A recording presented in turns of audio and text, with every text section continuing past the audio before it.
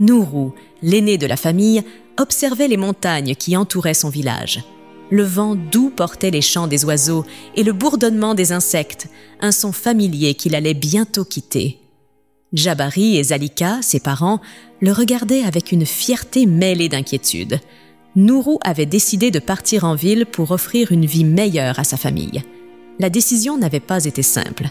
Nourou avait d'abord essayé de trouver des petits boulots au village, allant à la pêche et à la chasse, mais les ressources étaient limitées. Un jour, en discutant avec un ancien du village, il apprit que la ville regorgeait d'opportunités pour ceux qui étaient prêts à travailler dur. Le matin de son départ, Nourou fit ses adieux à ses frères et sœurs, les enlaçant avec tendresse. « Je reviendrai bientôt, avec de bonnes nouvelles », leur promit-il. Jabari posa une main sur l'épaule de son fils, ses yeux brillants d'émotion. « Nourou, ta mère et moi sommes fiers de toi. Que les ancêtres te protègent sur ton chemin. » Avec un dernier regard vers sa famille, Nourou s'aventura sur le chemin poussiéreux menant à la ville, laissant derrière lui son village et ses souvenirs, mais emportant l'espoir de jours meilleurs pour ceux qu'il aimait. Lorsque Nourou arriva en ville, il fut accueilli par son cousin Femi, un homme au sourire chaleureux, mais au regard empreint de détermination. Femi lui offrit un toit pour dormir et lui expliqua la rudesse de la vie urbaine. « Nourou, ici, chaque jour est une lutte pour survivre et progresser. » Le lendemain matin, Femi accompagna Nourou dans les rues animées de la ville, puis le laissa en lui disant « Montre-moi ce que tu as dans le ventre. » Nourou erra de rue en rue, cherchant un emploi. Il essaya divers petits boulots, mais chaque tentative semblait infructueuse. Il se souvint des paroles de Femi. « Ici, il faut persévérer et saisir chaque opportunité. » Fatigué mais déterminé, Nourou se rappela de la promesse qu'il avait faite à sa famille et continua sa quête avec un courage renouvelé. Nourou marchait dans les rues bondées de la ville lorsqu'il aperçut un groupe d'ouvriers rassemblés à un carrefour animé. Intrigué, il s'approcha et entama la conversation avec l'un d'eux, un homme aux traits marqués par des années de labeur.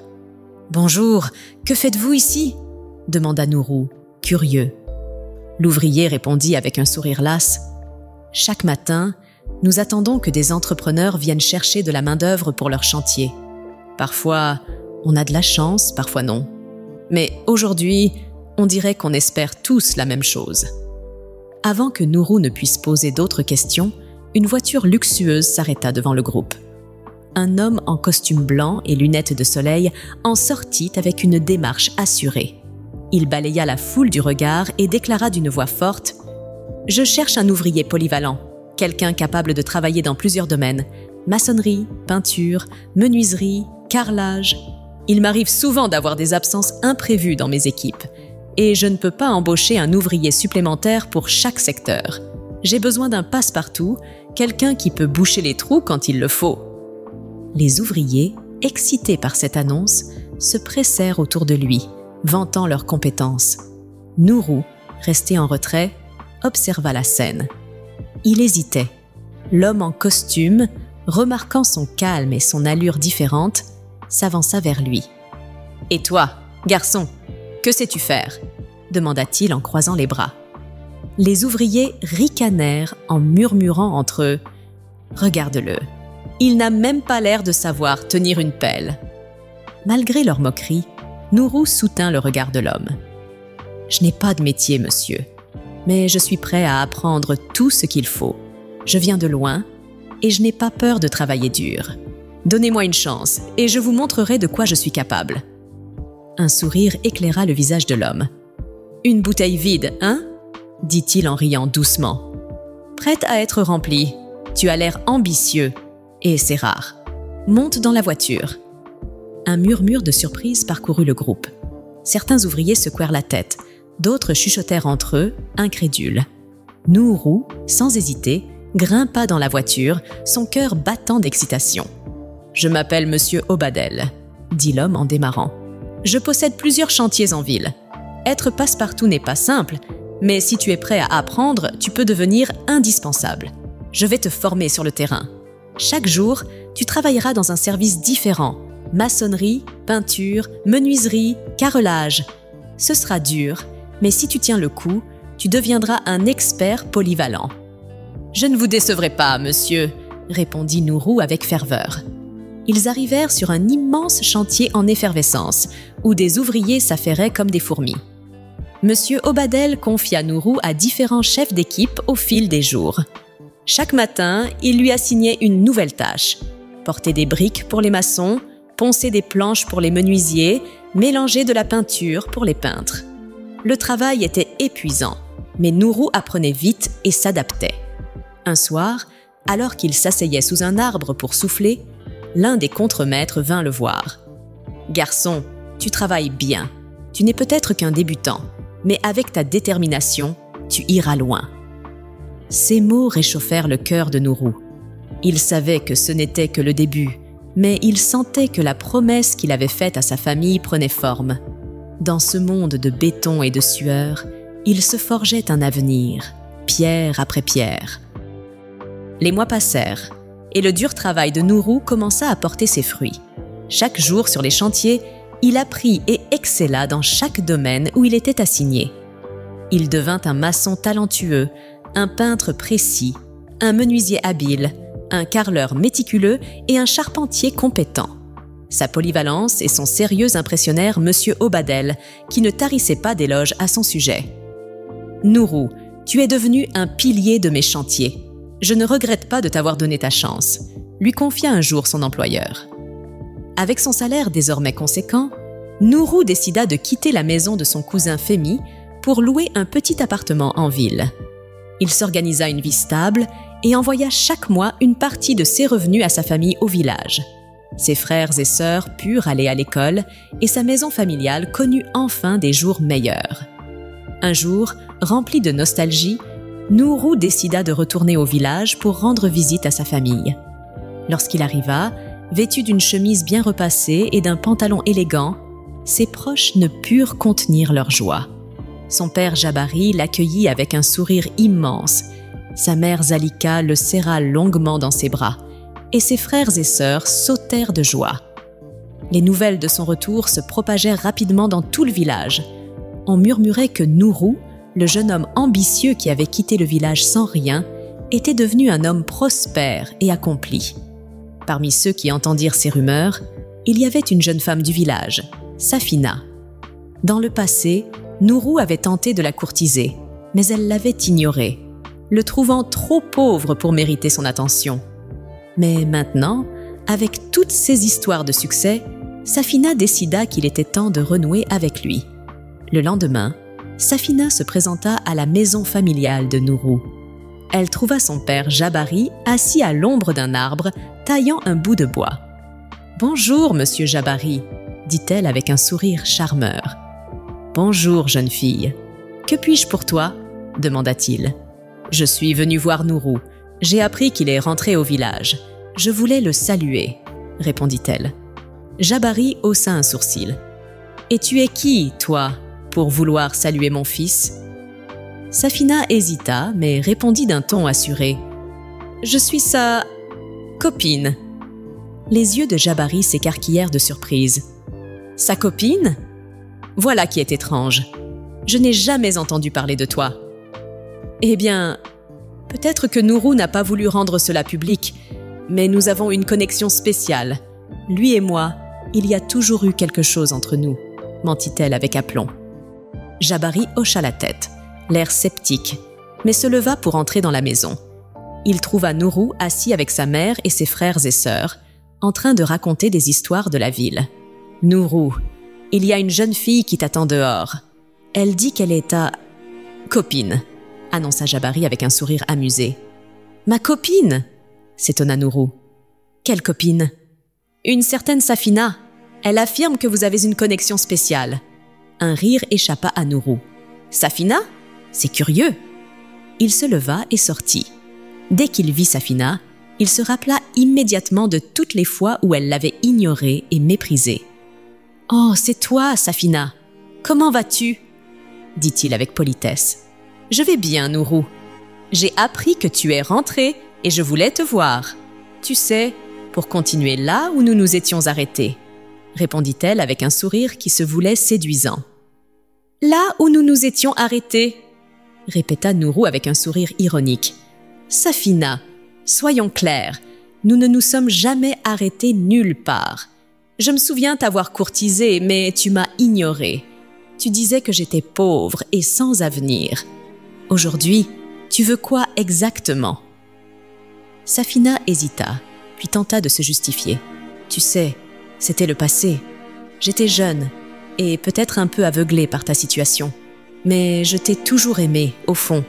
Et maintenant que tu es devenu quelqu'un, je pense que nous devrions envisager quelque chose ensemble. Nourou secoua la tête en riant doucement. Safina, arrête ce cinéma. Tu ne m'as jamais accepté. Et aujourd'hui, tu reviens parce que tu as entendu parler de mon succès. Mais je ne suis pas intéressée. Toi et moi, nous n'avons jamais rien eu. Et il n'y aura jamais rien. Safina insista encore, tentant de rallier Nourou à sa cause, mais il resta catégorique. Je te respecte comme une connaissance du village, mais ça s'arrête là. Bonne journée. Déçue et vexée, Safina quitta la maison.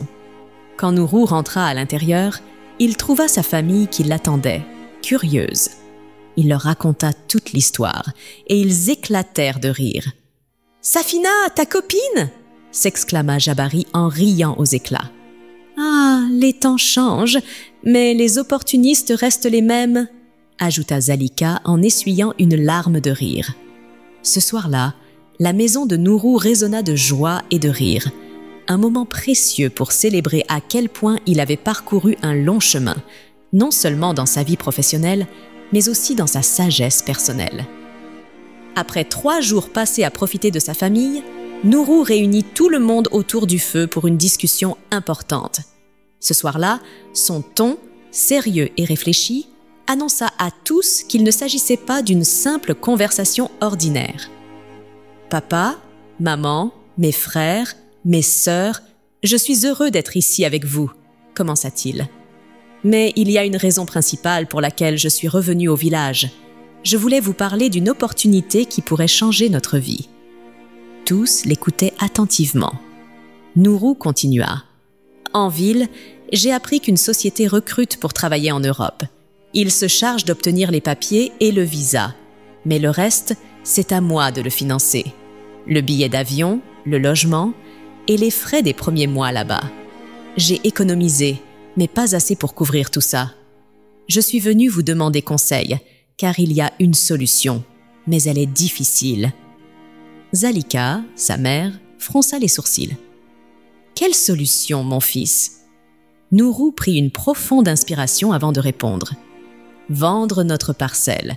Si nous la vendons, je pourrai avoir les fonds nécessaires pour saisir cette opportunité. Une fois en Europe, je travaillerai dur. Je vous promets de vous envoyer de l'argent chaque mois et dès que je le pourrai, je rachèterai une autre parcelle, peut-être même en ville. » Un silence lourd tomba sur la famille. Jabari, son père, fixa le sol, visiblement troublé par cette idée. « C'est risqué, Nourou, » murmura-t-il enfin. « Et si ça ne marche pas? Et si quelque chose tourne mal ?» Zalika hocha la tête. « Ton père a raison. Cette parcelle, c'est notre héritage. Si nous la perdons, que nous restera-t-il » Nourou regarda ses parents avec insistance. « Je comprends vos inquiétudes. Mais cette parcelle, aussi précieuse soit-elle, ne nous nourrit pas. Si je reste ici, notre vie ne changera jamais. Si je vais en Europe, je peux transformer notre destin. Je sais que c'est un pari, mais je suis prêt à tout risquer pour que notre famille vive mieux. » Après de longues minutes de silence, Jabari se redressa. Son regard était déterminé. « Tu as raison, mon fils. Parfois, il faut sacrifier quelque chose pour gagner plus. Nous vendrons la parcelle. Mais fais-moi une promesse. Ne gaspille pas cette opportunité. » Nourou hocha la tête, ému par le soutien de son père. « Je vous le promets, papa. » Le lendemain, Nourou retourna en ville, déterminé à trouver un acheteur pour la parcelle. Après plusieurs jours de recherche, il rencontra un entrepreneur du nom de Dany. Celui-ci, séduit par l'idée d'acquérir une parcelle au village, accepta de discuter de l'affaire. « Montre-moi l'endroit », demanda Dany. Quelques jours plus tard, Nourou et Dany retournèrent au village. Jabari et Zalika accueillirent l'entrepreneur, un homme charmant et respectueux. Ensemble, ils visitèrent la parcelle. Danny sembla satisfait. « C'est un bon terrain, dit-il. Je suis intéressé. Je propose qu'on finalise l'accord dans 2 semaines. Je reviendrai avec l'argent pour conclure la transaction. » La famille accepta avec enthousiasme. Les 2 semaines suivantes furent pleines d'attente et de nervosité. Puis, le jour convenu, Danny arriva en ville avec la somme promise. Il retrouva Nourou et tous deux partirent pour le village une nouvelle fois. Ce jour-là, autour d'un document officiel signé par toutes les parties, Danny remit l'argent à la famille. Jabari, bien que nostalgique à l'idée de céder la parcelle, remercia Danny chaleureusement. Avec une partie de cet argent, Nourou retourna en ville et lança immédiatement les démarches pour son voyage en Europe. Il contacta la société, paya les frais nécessaires et commença à préparer ses papiers.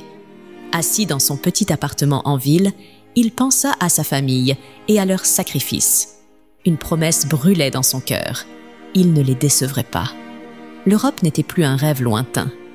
Désormais, elle était à portée de main et Nourou était prêt à tout pour saisir cette chance. 1 mois s'écoula et Nourou mit tout en œuvre pour finaliser les démarches de son voyage en Europe. Avec la société qui s'occupait de son visa et de ses papiers, il compléta chaque étape administrative. Passeport, visa de travail, billet d'avion. Tout fut vérifié, payé et confirmé.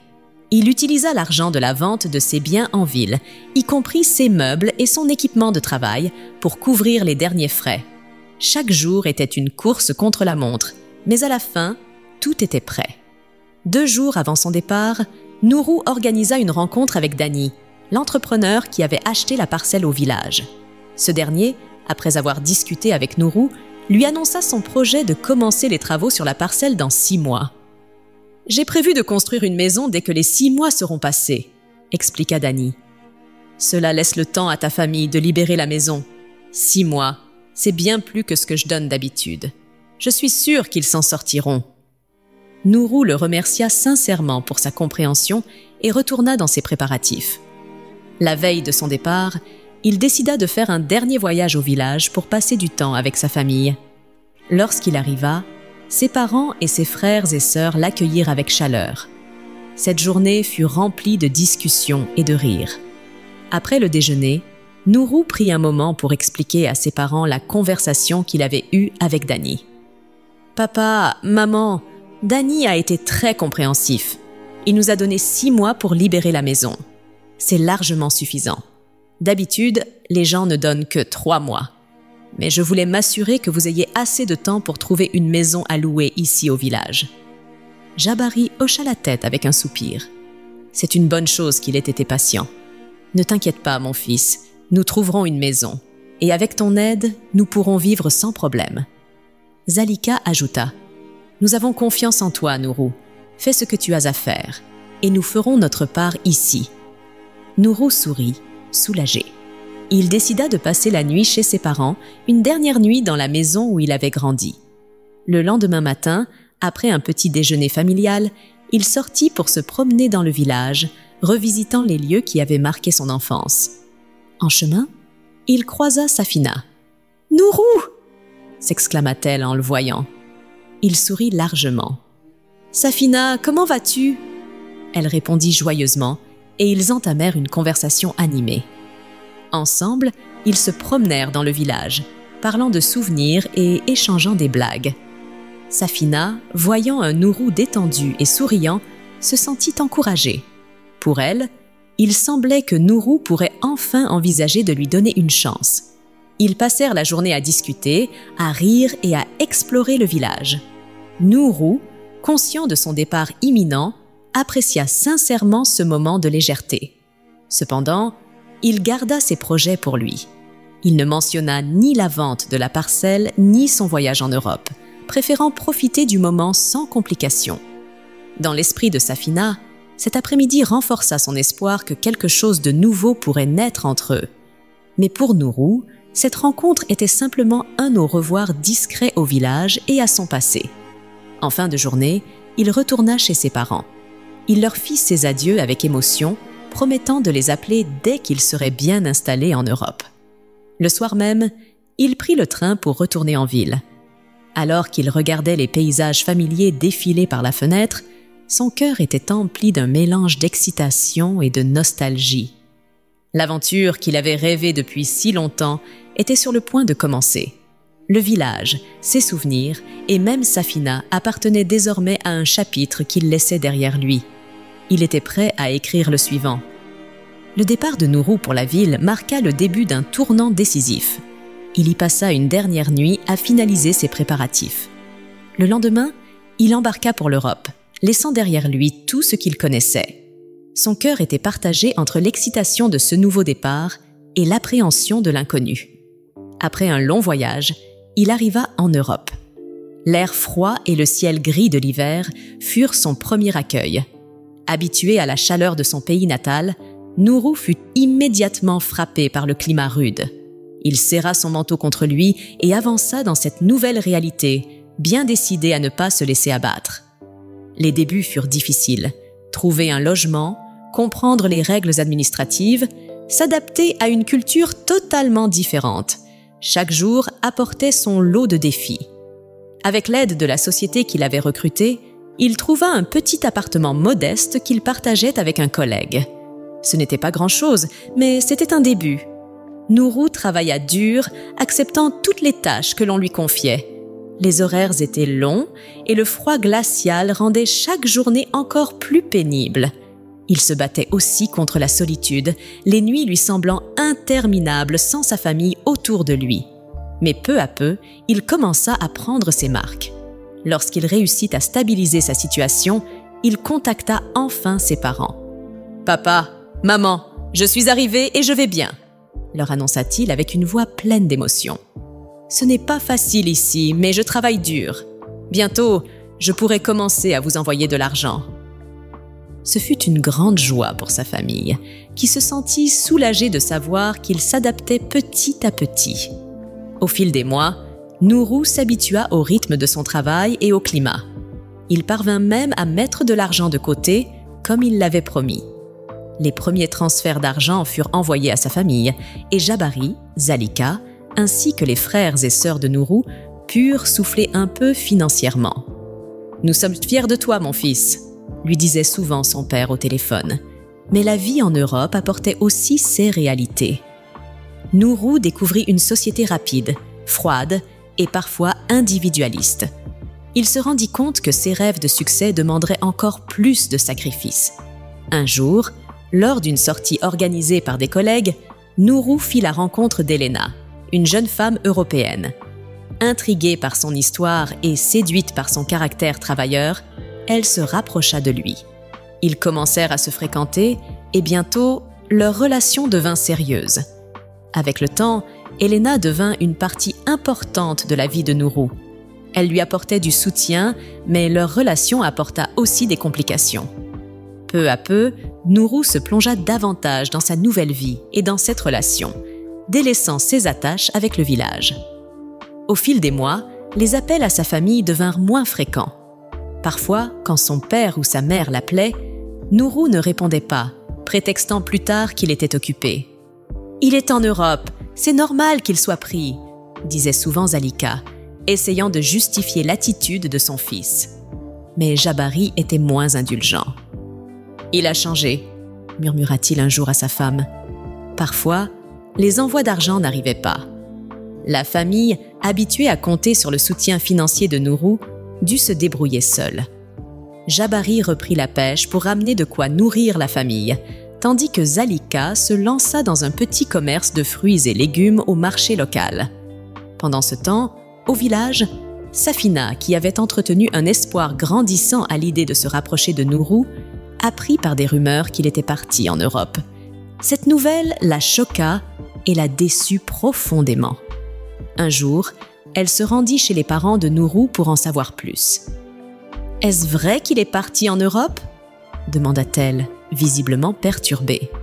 Jabari hocha la tête. « Oui, il est parti. Il travaille là-bas maintenant. » Safina resta silencieuse un moment, fixant le sol. Elle avait cru qu'il reviendrait vers elle, mais cette révélation anéantit ses espoirs. Nourou, de son côté, semblait de plus en plus absorbé par sa nouvelle vie avec Elena. Il vivait dans un appartement plus grand, avait amélioré son confort et fréquentait des cercles sociaux différents. Mais ce changement s'accompagna d'un éloignement émotionnel envers sa famille. Un jour, alors qu'il prenait un café avec Elena, son téléphone vibra. C'était un appel de son père. Il hésita un instant avant de remettre le téléphone dans sa poche. « Qui était-ce » demanda Elena. « Mon père. Je le rappellerai plus tard » répondit-il avec un sourire forcé. Cette décision, anodine en apparence, marquait une rupture symbolique. Nourou ne réalisait pas encore que, dans sa quête de s'intégrer et de réussir, il risquait de perdre ce qui comptait vraiment. Et au village, une famille autrefois unie commençait à sentir le poids de l'éloignement. Les mois s'écoulèrent au village, et la famille de Nourou traversa des moments de plus en plus difficiles. Après les premiers mois où Nourou avait tenu sa promesse d'envoyer régulièrement de l'argent, les choses s'étaient compliquées. Les transferts devinrent sporadiques, parfois inexistants. Jabari, le père de Nourou, reprit la pêche pour subvenir aux besoins de la famille, tandis que Zalika, sa femme, développait un petit commerce pour gagner quelques pièces. La maison qu'ils occupaient, désormais la propriété de Dani, restait un rappel constant de leur précarité. Jabari se rappelait encore la visite de Dani quelques mois après la vente. Ce jour-là, l'entrepreneur leur avait annoncé qu'il avait des complications financières et ne pouvait pas encore commencer la construction de sa maison. Cela leur avait donné un sursis inattendu, mais ce répit s'était accompagné d'un sentiment d'incertitude permanente. Un an passa et les difficultés de la famille s'intensifièrent. Les revenus irréguliers de Nourou les laissaient souvent sans moyens suffisants pour se nourrir correctement. La fatigue se lisait sur les visages de Jabari et Zalika, mais ils gardaient espoir que leur fils finirait par reprendre contact et tenir ses promesses. Un soir, alors que Jabari rangeait ses filets de pêche, Dani arriva au village.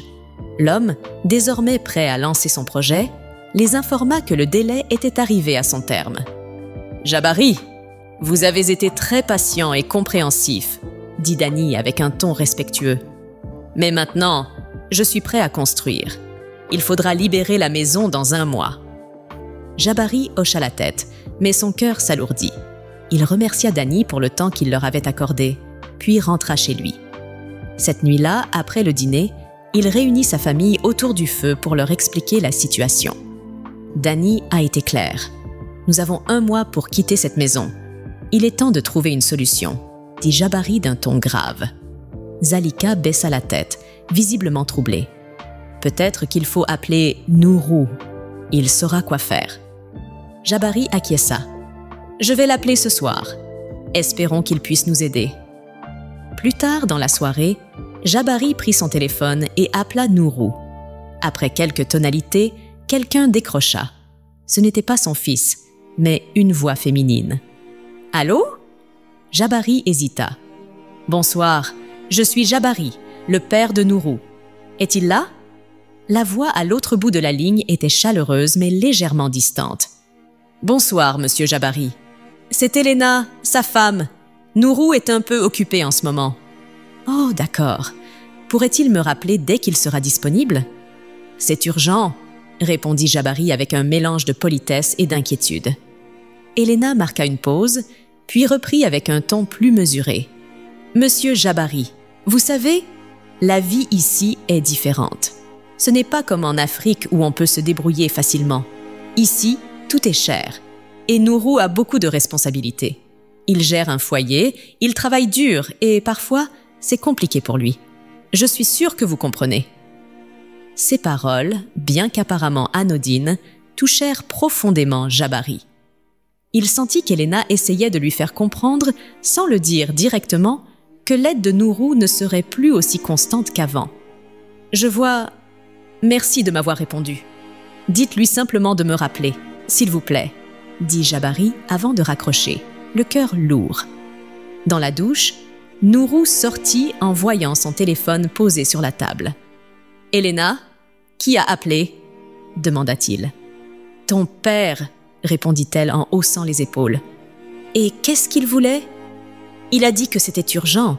mais je lui ai expliqué que tu étais occupé et que la vie ici n'est pas facile. » Nourou se figea, ses yeux se durcissant. « Tu lui as dit quoi ?»« J'ai juste expliqué la réalité. Tu travailles dur et on a aussi nos responsabilités ici. Ils doivent comprendre. » Nourou haussa le ton. « Elena, ce n'est pas à toi de gérer mes relations avec ma famille. Ce sont mes parents. S'ils m'appellent, je réponds. Peu importe ce que je traverse ici, je leur dois tout. Ne refais plus jamais ça. » Elena, blessée par le ton de Nourou, répondit sèchement. « Très bien, mais tu devrais peut-être leur dire la vérité. Tu ne peux pas tout faire. » Furieux, Nourou quitta la pièce et se réfugia dans le salon. Il composa immédiatement le numéro de son père, mais l'appel ne passa pas. Il essaya encore, mais Jabari ne répondit pas, ayant éteint son téléphone pour la nuit. Assis seul dans le silence, Nourou sentit un poids énorme sur ses épaules. Entre sa vie en Europe, sa relation avec Elena et les attentes de sa famille, il se sentait piégé. Pourtant, au fond de lui, il savait qu'il devait trouver un moyen d'aider ses parents, quoi qu'il en coûte. Dans le village, Jabari, assis près de Zalika, soupira profondément. « Notre fils a changé, Zalika. Il a une nouvelle vie, une nouvelle famille. Peut-être que nous attendons trop de lui. » Zalika posa une main sur son épaule, le regard triste mais plein d'espoir. « Il n'oubliera pas d'où il vient. Je suis sûre qu'il nous aidera, quand il le pourra. » Mais dans leur cœur, une fissure était apparue, une distance grandissante entre eux et Nourou, qui semblait s'éloigner de plus en plus de ses racines. 1 mois s'était écoulé depuis que Dany avait informé la famille de Nourou qu'il était temps de quitter la maison. Pendant ce temps, Jabari et Zalika s'étaient efforcés de trouver une solution. Ils avaient cherché à emprunter de l'argent, vendu quelques objets personnels et tenté de louer une petite maison dans le village. Mais malgré tous leurs efforts, rien n'avait fonctionné. L'argent manquait et les perspectives semblaient inexistantes. Ils avaient espéré que Nourou les rappellerait après l'appel manqué. Mais les jours s'étaient transformés en semaines et aucun signe de leur fils. Jabari et Zalika, bien que profondément déçus, ne dirent rien aux enfants pour ne pas alourdir davantage l'atmosphère déjà tendue. Un matin, des voix résonnèrent à l'extérieur de la maison. Jabari ouvrit la porte pour trouver un groupe d'ouvriers avec des outils et des matériaux. « Bonjour, monsieur Jabari », dit l'un des hommes, probablement le chef de chantier.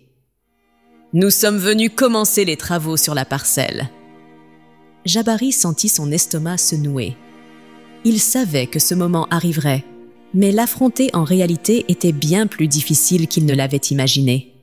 Il hésita, cherchant des mots pour expliquer leur situation, mais il se rendit vite compte qu'aucune excuse ne pourrait suffire. Finalement, la honte prit le dessus et il baissa les yeux. « Bien sûr, nous partirons demain matin. Accordez-nous juste la journée pour rassembler nos affaires. » Le chef de chantier hocha la tête avec compréhension.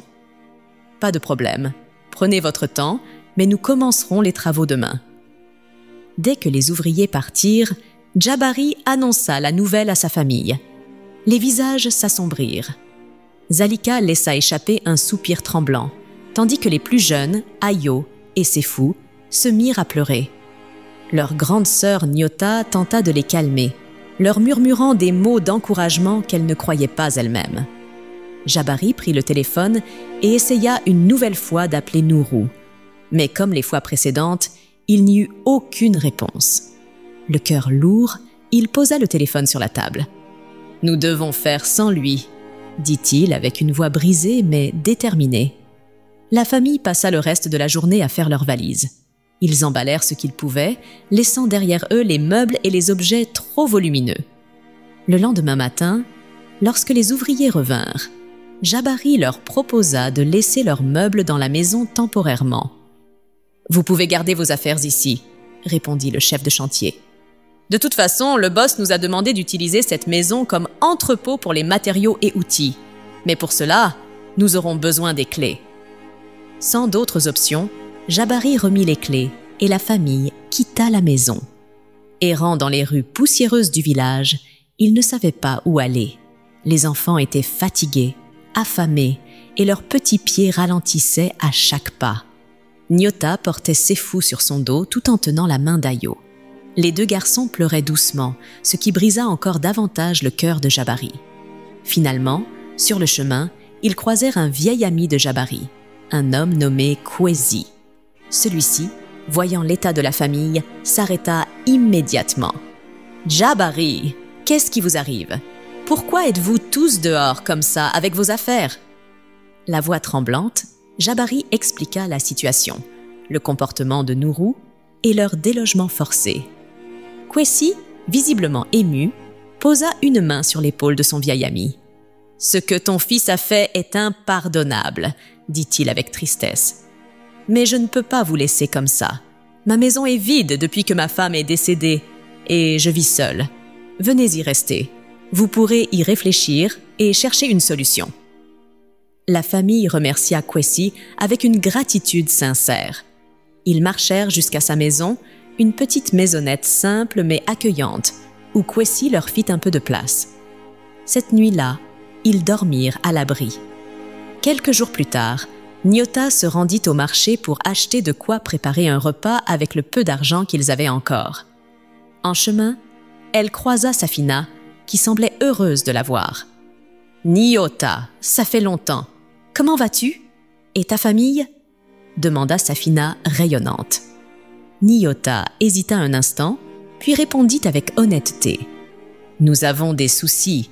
On nous a délogés et nous vivons temporairement chez un ami de papa. » Safina, choquée, répondit. « Mais pourquoi Nourou ne fait rien? Il est en Europe, non?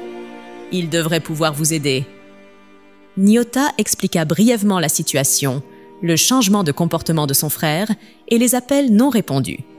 Safina était outrée. « Donne-moi son numéro, je vais l'appeler. Ce n'est pas normal qu'il vous abandonne comme ça. »« Je n'ai pas son numéro, c'est papa qui l'a. Si tu veux, viens à la maison, je te le donnerai. » Safina accepta, mais son visage trahissait une profonde colère contre Nourou. Après le marché, Nyota et Safina retournèrent chez Kwesi. Safina salua Jabari et Zalika avec respect, mais ne put cacher son indignation en voyant les conditions dans lesquelles ils vivaient. « Monsieur Jabari, donnez-moi son numéro. Je vais lui parler. Il doit savoir ce qui se passe ici, » dit-elle fermement. Jabari lui donna le numéro sans hésiter. « Nous l'appelons, mais il ne répond presque jamais. Peut-être que toi, tu auras plus de chance. » Safina tenta immédiatement de joindre Nourou, mais l'appel ne passa pas. Frustrée, elle serra les dents. « Je vais réessayer ce soir. Il doit comprendre ce qu'il fait subir à sa propre famille, » déclara-t-elle avant de prendre congé. Jabari et Zalika la remercièrent, mais dans leur cœur, ils savaient que même les paroles de Safina pourraient ne pas suffire à réveiller leur fils. Ce soir-là, après une journée pleine de réflexion et d'émotion, Safina s'installa chez elle avec la ferme intention d'appeler Nourou. Elle composa son numéro, espérant qu'il répondrait cette fois. Après quelques sonneries, la voix familière de Nourou se fit entendre. « Allô? Nourou, c'est moi, Safina » commença-t-elle. Il y eut une courte pause. « Safina? Comment as-tu eu mon numéro? »« Je l'ai eu auprès de ton père. Nourou, il faut qu'on parle. Ta famille va très mal et ton comportement est inacceptable, » répondit-elle d'un ton ferme. Nourou, pris de court, écouta en silence tandis que Safina continuait. Elle lui raconta en détail tout ce que sa famille traversait, leur expulsion, leur errance dans les rues et leur refuge temporaire chez l'ami de son père. « Comment peux-tu les abandonner comme ça? C'est ta famille, Nourou. Ils t'ont tout donné. Tu ne peux pas les laisser souffrir pendant que tu vis dans le confort ici, » dit-elle avec une pointe de colère dans la voix. Avant que Nourou ne puisse répondre, Elena, sa femme, entra dans le salon. Voyant son mari parler au téléphone avec une femme, elle s'approcha rapidement et, d'un geste brusque, lui arracha le téléphone des mains. « Allô? Qui est-ce » demanda-t-elle d'une voix froide.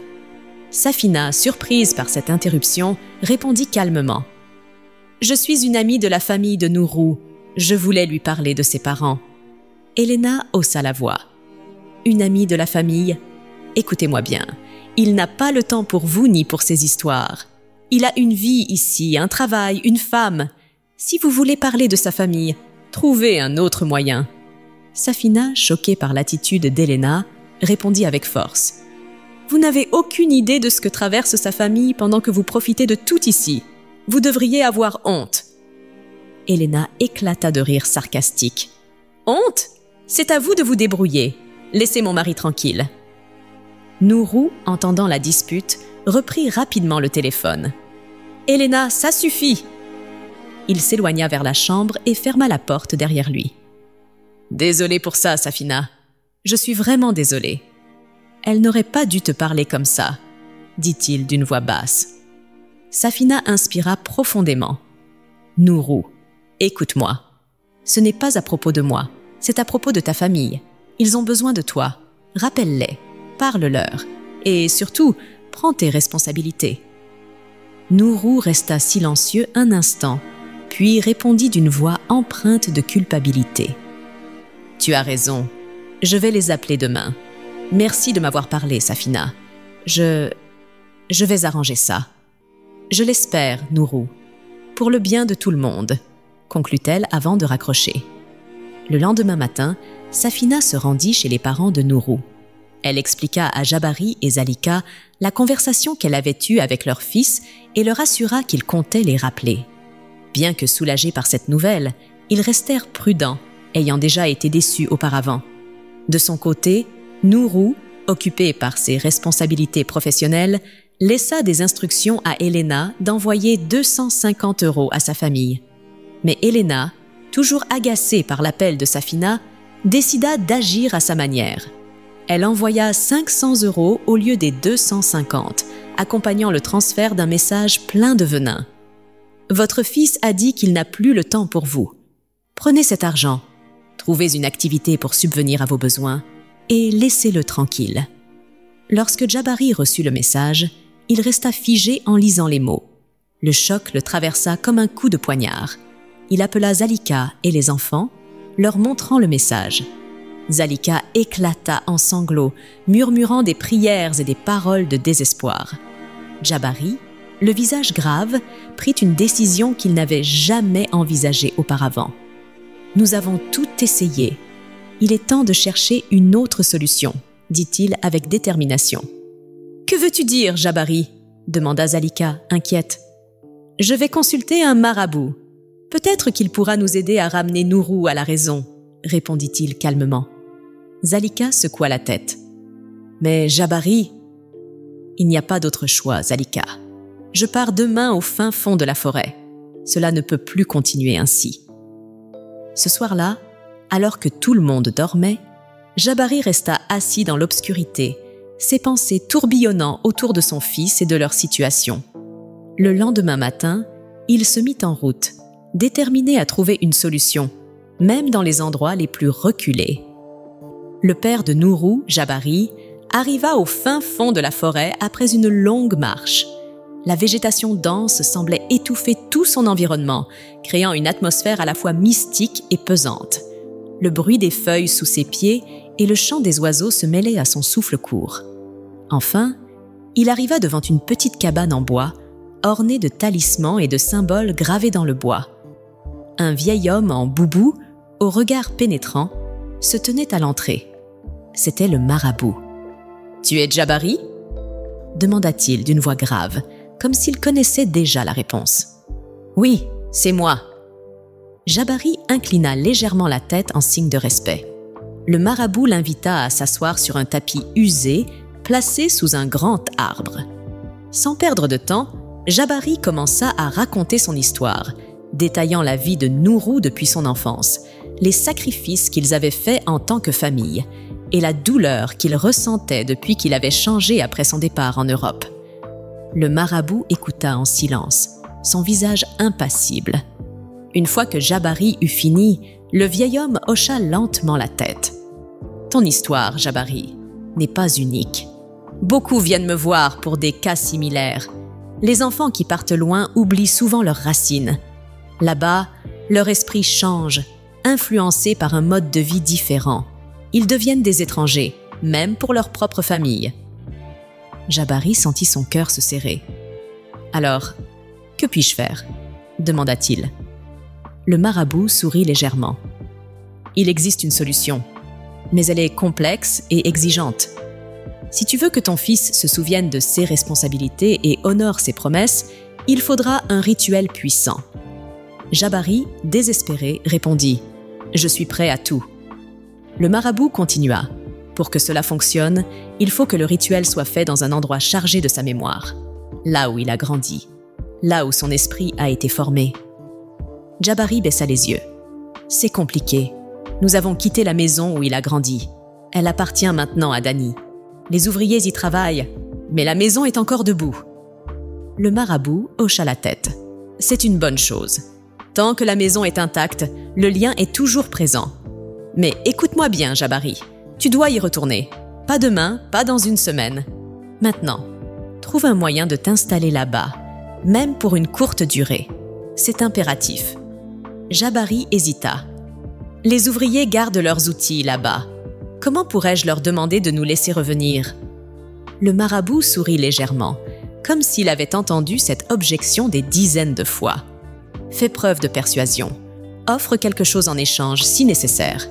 Mais tu dois y retourner. » Le père de Nourou hocha la tête, bien que le doute pesait lourdement sur lui. « Très bien, je vais essayer. » Avant de partir, le marabout lui donna des instructions précises sur ce qu'il devait faire une fois dans la maison.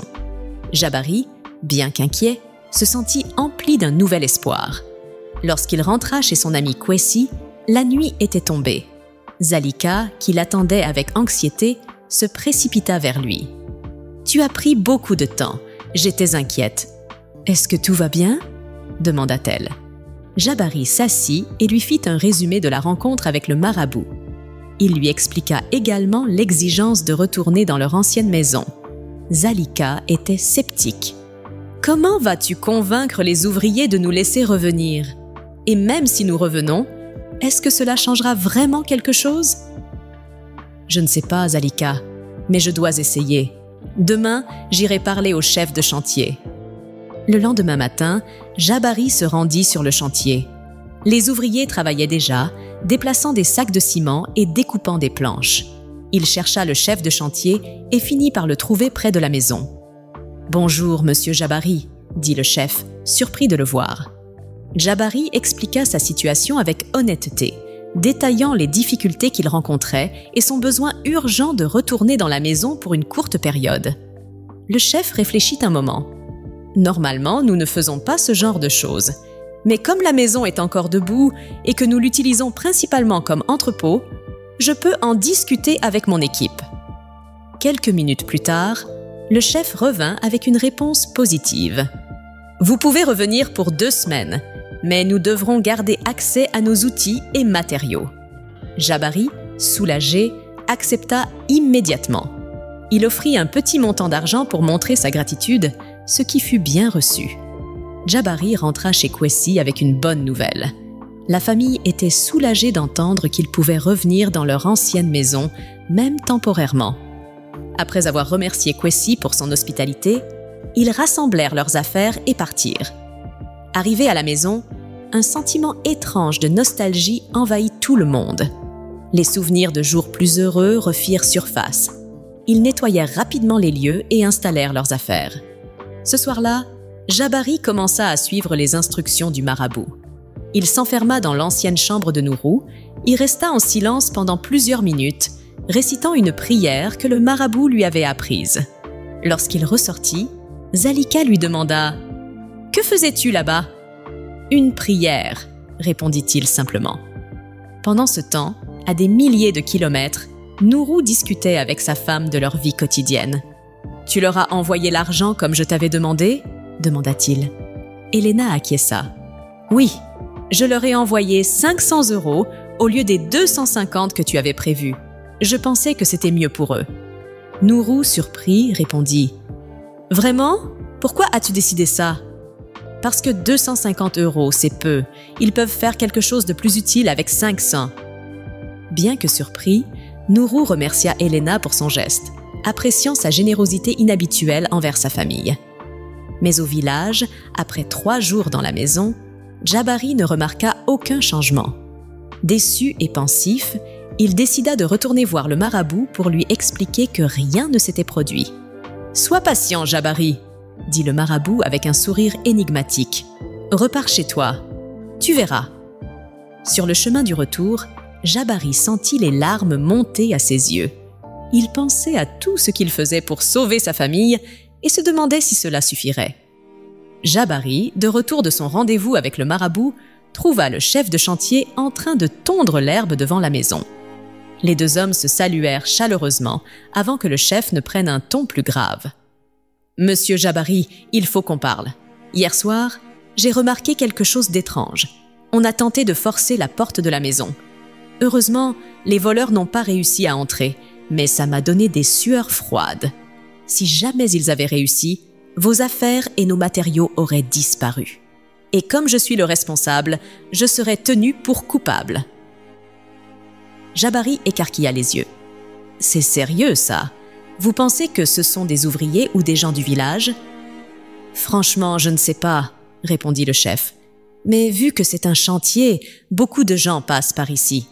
Parfois, même parmi les ouvriers, il peut y avoir des brebis galeuses. Il faut vraiment renforcer la vigilance. D'ailleurs, je vous conseille de trouver rapidement une maison. Quand les 2 semaines que nous avons convenues seront terminées, je préfère que vous partiez avec vos affaires. Je ne veux pas être responsable en cas de vol. » Jabari acquiesça. « Je comprends, et merci de m'avoir informé. Vous avez raison, nous prendrons nos dispositions. » Les 2 hommes se séparèrent et Jabari retourna à la maison. Une fois à l'intérieur, il fit asseoir sa famille pour leur expliquer la situation. « On a essayé de forcer la porte, » annonça-t-il d'un ton grave. Tout le monde resta bouche bée. Les enfants échangèrent des regards inquiets, tandis que Zalika se couvrit la bouche, choquée. Imaginez si ces voleurs étaient entrés. Ils auraient tout pris, y compris nos affaires, et cela aurait causé d'énormes problèmes. Le chef de chantier a raison. Dès que ces 2 semaines seront passées, nous devons impérativement partir et trouver une maison. Je sais que c'est difficile, mais c'est la seule solution. Ils discutèrent longuement, chacun exprimant sa peur et son inquiétude. La nuit tomba dans une atmosphère lourde, mais Jabari espérait que la situation finirait par s'améliorer. De l'autre côté, à des milliers de kilomètres, Nourou rentra tard de son travail. Il gara sa voiture dans le garage, coupa le moteur, mais ne sortit pas immédiatement. Assis dans le silence, il se perdit dans ses pensées. Il se remémora son enfance, les rires autour du feu, les conseils sages de son père, les sacrifices de sa mère. Il se souvenait de leur maison modeste mais chaleureuse et des nuits passées à rêver d'une vie meilleure. Tout cela lui sembla si lointain, presque comme un autre monde. Un profond sentiment de culpabilité l'envahit. Était-il devenu le fils ingrat que son père craignait tant? Les yeux lourds de fatigue et l'esprit embrouillé, Nourou s'endormit dans la voiture sans rentrer dans la maison. Elena, déjà couchée, ignorait que son mari n'était pas rentré. De retour au village, la nuit fut paisible jusqu'à ce que des cris stridents brisent le silence. « Papa! Papa! Il y a un voleur dans notre chambre !» hurlèrent les 2 garçons, Ayo et Sefou, en courant dans le couloir jusqu'à la chambre de leurs parents. Jabari se redressa d'un bond, Zalika à ses côtés. « Un voleur? Où ça? »« Dans notre chambre, il est allongé sur notre lit !» cria Sefou, paniqué. Sans perdre de temps, Jabari attrapa un balai, Zalika prit une spatule et Nyota, la grande sœur, empoigna une poêle. Chacun s'arma d'un objet improvisé, déterminé à défendre leur maison. Ils avancèrent prudemment dans l'obscurité, leur cœur battant à tout rompre. Lorsqu'ils atteignirent la chambre des garçons, Jabari demanda d'une voix forte. « Il est où? »« Là, sur le lit !» répondit Ayo, pointant du doigt. Avec précaution, Zalika alluma la lampe à pétrole. La lumière révéla une silhouette allongée sur le lit. « Attrapez-le !» hurla Jabari. Ils se ruèrent sur l'intrus. Jabari frappa avec le balai, Zalika lança une assiette et Nyota abattit la poêle à plusieurs reprises. Les enfants, en arrière, hurlaient et sautaient sur place. « Pardon! Pardon! Arrêtez !» cria l'homme sous les coups. Zalika stoppa net. La voix lui semblait étrangement familière. « Attendez, cette voix… » Elle leva la lampe à pétrole pour éclairer son visage. « Nourou !» s'exclama-t-elle, horrifiée. Tout le monde recula brusquement. Nyota lâcha la poêle et les garçons poussèrent un cri strident avant de se précipiter vers la porte. Dans la panique, ils se bousculèrent pour sortir, mais la porte était encore fermée à clé. Nyota, tremblante, tenta de l'ouvrir mais n'y parvint pas tout de suite, aggravant le chaos. « Papa, c'est l'esprit de Nourou !» cria Ayo. « Il est mort et il est revenu !» hurla Sefou, en larmes.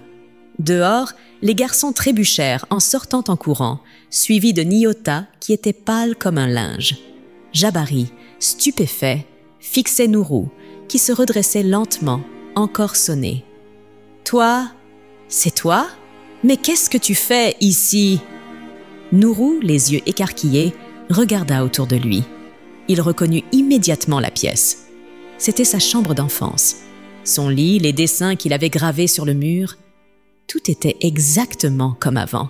« Papa, qu'est-ce que je fais ici? Comment suis-je arrivée là ?» Zalika, en larmes, s'approcha timidement. « Nourou, c'est vraiment toi? Ce n'est pas un rêve ?»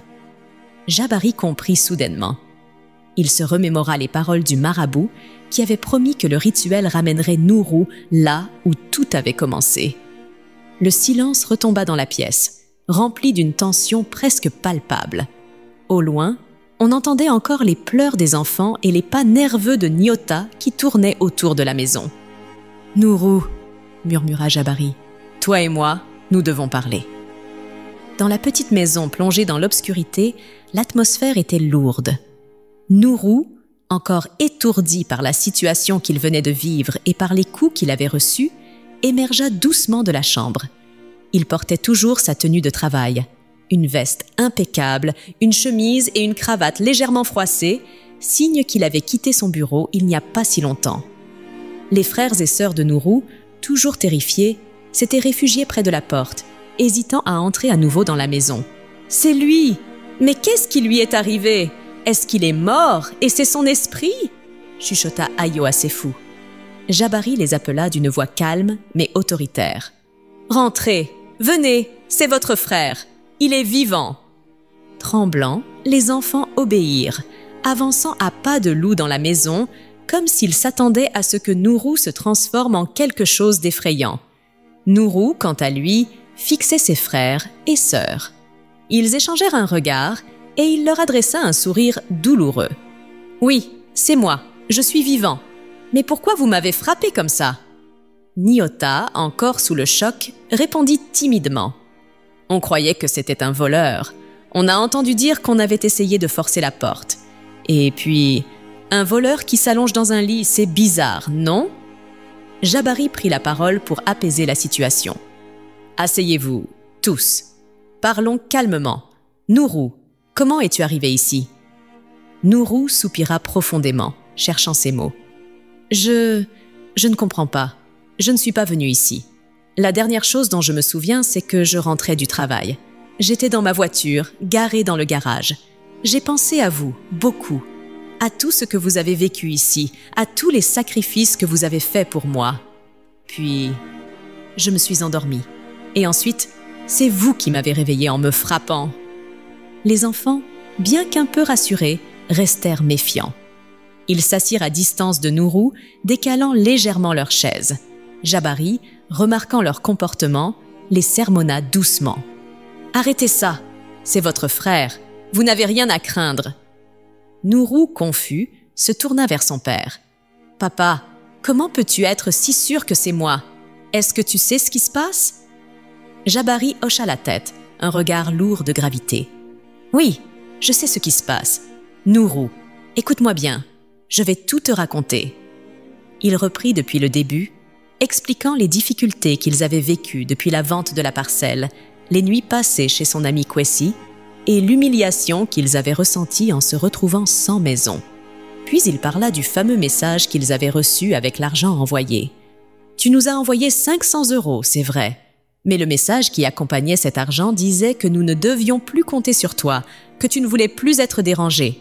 Comment as-tu pu écrire quelque chose d'aussi cruel ?» Nourou, choqué, interrompit son père. « Quoi? Moi? J'ai écrit ça ?» Jabari hocha la tête et sortit son téléphone pour montrer le message. Nourou le lut, ses mains tremblantes. Les mots semblaient écrits par lui, mais ils étaient totalement étrangers à ce qu'il aurait pu dire. Les larmes montèrent à ses yeux, roulant sur ses joues. « Ce n'est pas moi. Ce n'est pas moi qui ai écrit ça.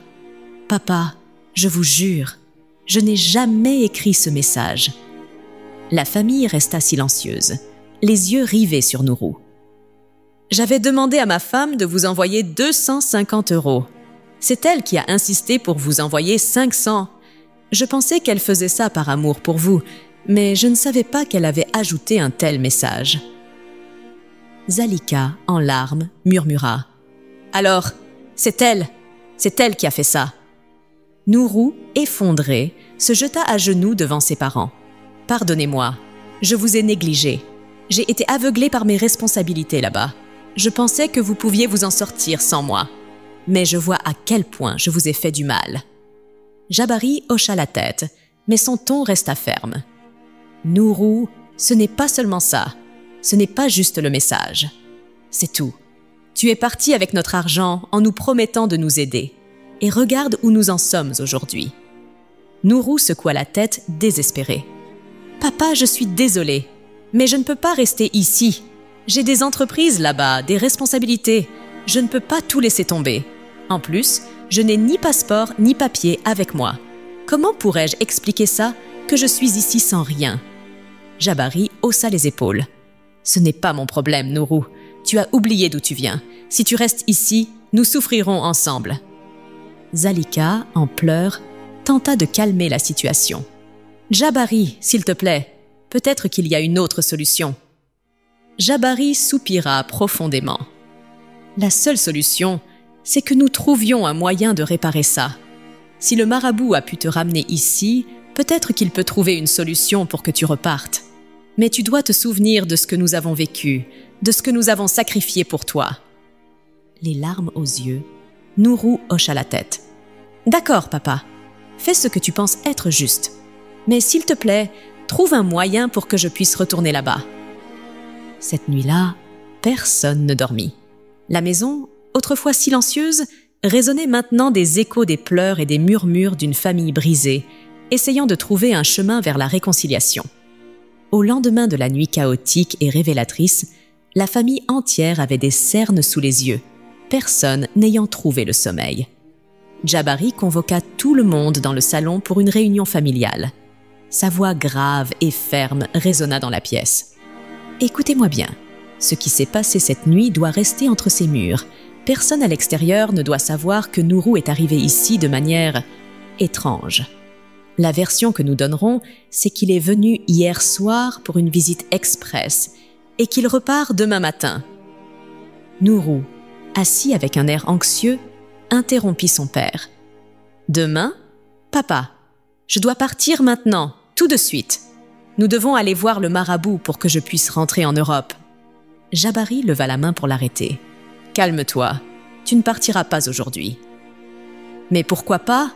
insista Nourou, agité. « Parce que je connais déjà le processus, » répondit Jabari avec autorité. « Le marabout m'a tout expliqué. Ce n'est pas une affaire à régler dans la précipitation. Tu as fait beaucoup de choses à ta tête, et regarde où ça nous a menés. Alors, laisse-moi gérer cela correctement. » Nourou, voyant la colère monter dans les yeux de son père, se calma et hocha doucement la tête. Jabari continua. « Nourou, aujourd'hui, tu dois agir comme si tout était normal.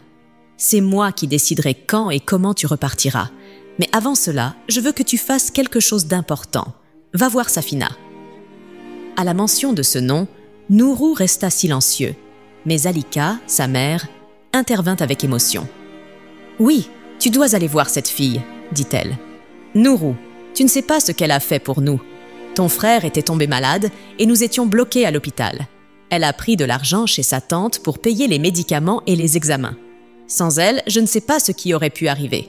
C'est une femme courageuse et généreuse. » Jabari renchérit. « Elle mérite que tu la remercies. » Nourou, honteux, baissa la tête. « Oui, papa, tu as raison. Une fois, elle m'avait parlé de vous, mais j'ai complètement oublié. Et ma femme ?» Il serra les poings. « Elle ne m'a même pas rappelé cela. Ne vous inquiétez pas, je vais régler cette situation. » La tension dans la pièce s'adoucit alors que Nourou serra sa famille dans ses bras, une étreinte pleine de promesses silencieuses. Après un moment de répit, il demanda à sa sœur Nyota de l'accompagner pour rendre visite à Safina. Sur le chemin, Nyota bombarda son frère de questions. « Comment est l'Europe? Les rues sont-elles vraiment en or, comme on le dit souvent ?» Nourou sourit faiblement. « Non, les rues ne sont pas en or. Mais c'est un autre monde, Nyota. Tout était rapide, tout est exigeant. Rien n'est facile là-bas. » Nyota continua. « Et ma belle-sœur, elle ne nous appelle jamais, on ne sait rien d'elle. » Nourou prit un air grave. « Nyota, cette femme est une partie du problème. Elle m'a rendu la vie difficile, elle m'a éloignée de vous. Dès que je retourne en Europe, je vais me séparer d'elle. » Nyota s'arrêta net. « Quoi? Tu vas te séparer d'elle? »« Oui, » répondit-il fermement. « Nous ne sommes même pas mariés officiellement. Elle a détruit mes relations avec vous. C'est en partie à cause d'elle que votre situation s'est empirée. Je dois prendre des décisions. » Nyota resta silencieuse, assimilant les paroles de son frère. Ils arrivèrent bientôt chez la tante de Safina. Après avoir frappé à la porte, Safina apparut, surprise de voir Nourou devant elle. « Nourou, toi ici ?» demanda-t-elle, stupéfaite. Nourou sourit. « Oui, je suis venue rendre visite à ma famille. C'était urgent. » Safina, toujours étonnée, répondit « Waouh, quelle surprise! Ça prouve que tu as beaucoup d'argent pour te déplacer comme ça à l'improviste. » Ils discutèrent longuement. Nyota, sentant qu'ils avaient besoin de temps seuls, trouva une excuse pour partir. « Je vais rentrer, Nourou. Vous avez beaucoup à discuter. » Nourou protesta. « Mais pourquoi tu pars sans moi ?» Nyota sourit. « Discuter, je dois m'occuper de quelques tâches à la maison. » Restés seuls, Nourou et Safina partirent marcher pour discuter plus tranquillement. Pendant leur promenade, Nourou remercia sincèrement Safina pour tout ce qu'elle avait fait pour sa famille. « Tu as un grand cœur, Safina. Je viens d'apprendre ce que tu as fait pour ma famille en mon absence. Merci infiniment. » Safina répondit avec humilité. « Nourou, tu as une chance que je n'ai pas. Tu as ta famille. Moi, mes parents sont morts quand j'étais jeune. J'ai grandi avec ma tante. Je ne connais pas ce bonheur-là. Tu dois chérir ta famille, Nourou. Ils t'aiment et ont tout sacrifié pour toi. » Ces mots touchèrent profondément Nourou et il la serra dans ses bras. « Je te promets, Safina, je ne les décevrai plus. Je vais revenir pour toi aussi. » Safina, émue, sentit ses larmes couler. De retour chez ses parents, Nourou les trouva réunis autour du chef de chantier qui était venu vérifier l'avancement des travaux. Jabari présenta Nourou au chef. « Voici mon fils, celui dont je vous ai parlé. Il vit en Europe. » Le chef de chantier, surpris, serra chaleureusement la main de Nourou. « Enchanté, monsieur. Votre famille a traversé beaucoup de choses. Je suis heureux d'avoir pu les aider un peu. » Nourou, sincère, le remercia. « Merci pour tout ce que vous avez fait. Votre aide a été inestimable. » Plus tard, dans la soirée, Nourou discuta avec ses parents de ses plans futurs. « Papa, maman, je vais me séparer de cette femme. Elle m'a éloignée de vous.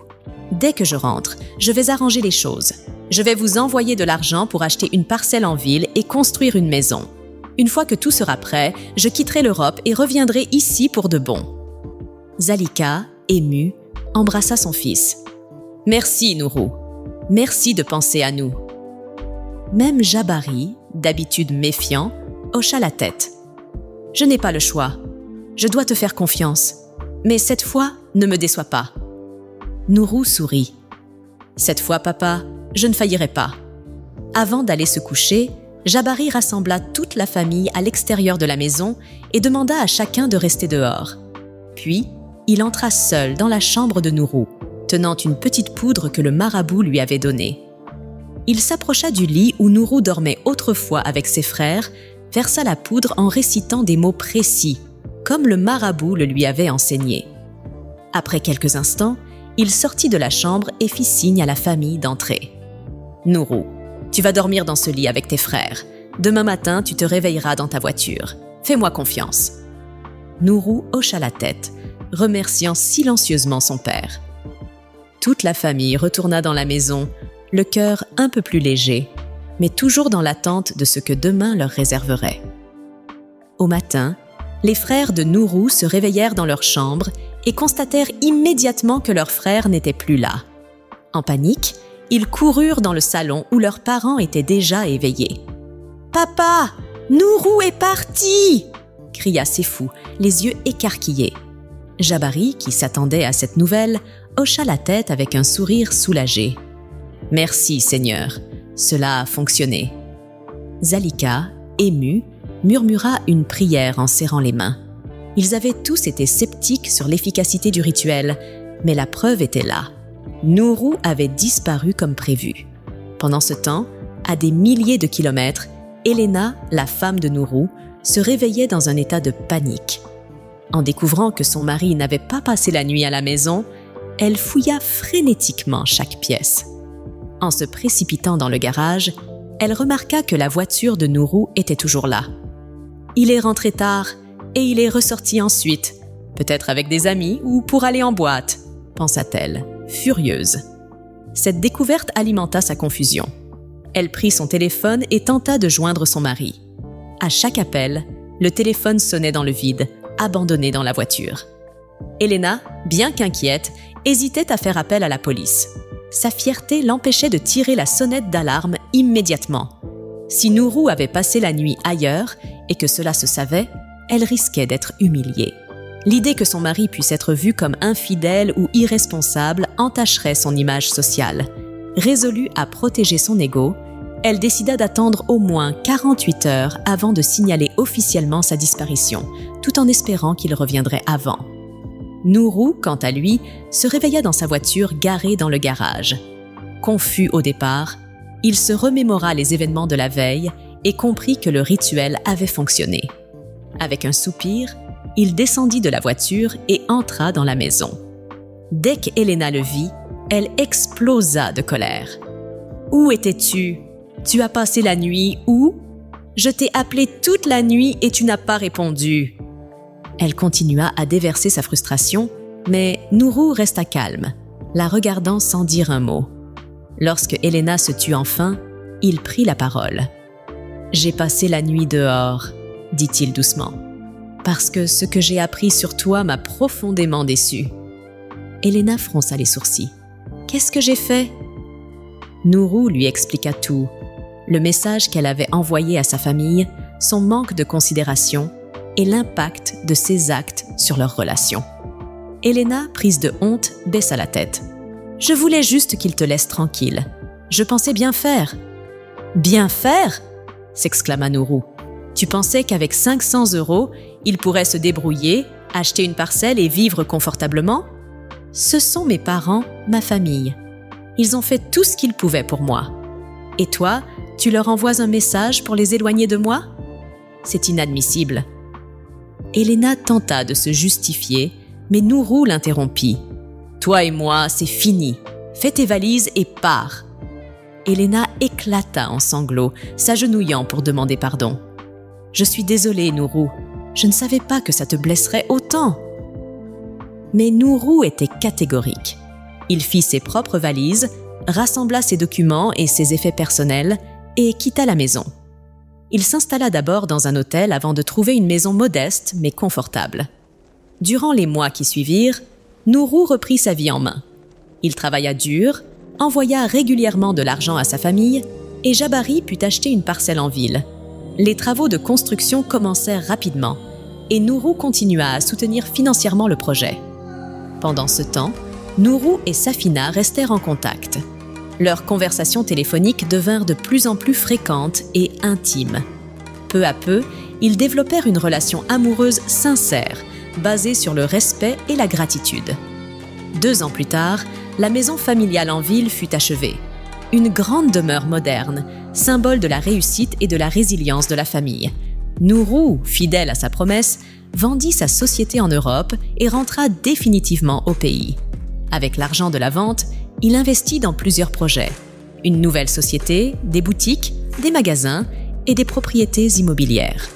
Sa famille devint prospère et respectée, et Nourou, riche et influent, décida de sceller son avenir avec Safina. Ils se marièrent dans une cérémonie somptueuse, entourés de leurs proches.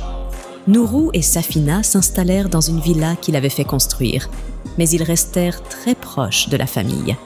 Chaque fête importante était célébrée dans la maison familiale, où tout le monde se réunissait.